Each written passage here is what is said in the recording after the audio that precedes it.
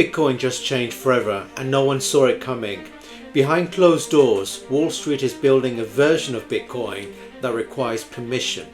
That's right, the same Bitcoin that was meant to be free, trustless and borderless, now with gatekeepers. In the next 6 minutes, I'm going to show you how this plays out and what you need to do in order to stay safe. If you cast your mind back, Bitcoin was never designed to be polite. In fact, it was born out of the 2008 crisis as a tool, a lifeboat outside of corrupt banking and government systems. But now, regulators and institutions are trying to turn it into the very thing it was built to resist. They want a Bitcoin that fits within their rules, one that's tracked, taxed, and tamed. What we're witnessing is a fundamental fork in the road. Do we follow the path of a sovereign, borderless currency? Or do we surrender Bitcoin to the same powers that devalued fiat? This isn't just technical, it's philosophical. It's about control or freedom. Let's name names. This permissioned future isn't happening in the shadows. It's being built in broad daylight by some of the most powerful players on the planet. BlackRock, the IMF, the FATF, all pushing for compliance, KYC, know your customer, and control. Why? Because they want Bitcoin to play nice with traditional finance. They want it to serve as collateral for tokenized treasuries and digital dollars. But their version of Bitcoin, it comes with strings attached. Exchanges like Coinbase are already enforcing whitelisting. Wallets are being flagged, the rails are being laid, and they lead straight into the hands of regulators. Tokenized assets sound exciting. Real estate, stocks, bonds, all moving into blockchains. That is positive, without a shred of a doubt. But here's the catch. To plug into the system, you need clean, trackable collateral. And that's where permission Bitcoin slips in unnoticed, like a Trojan horse.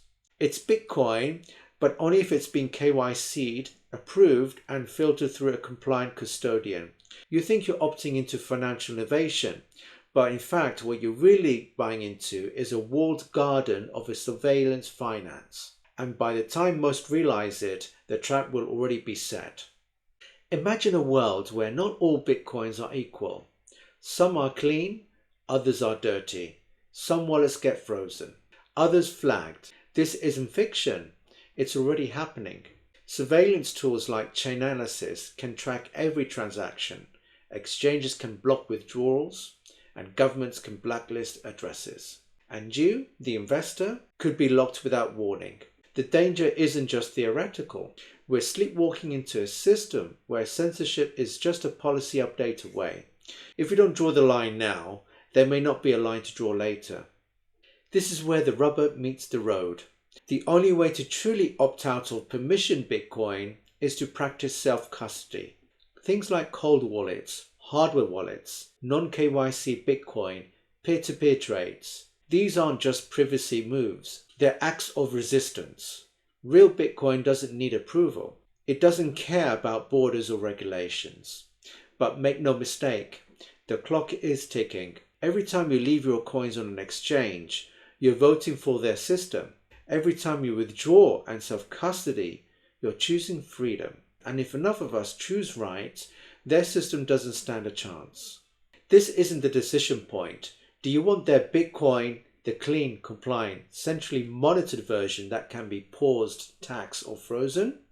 Or on the other hand, do you want our Bitcoin, the unstoppable, trustless, open source protocol that sparked a revolution?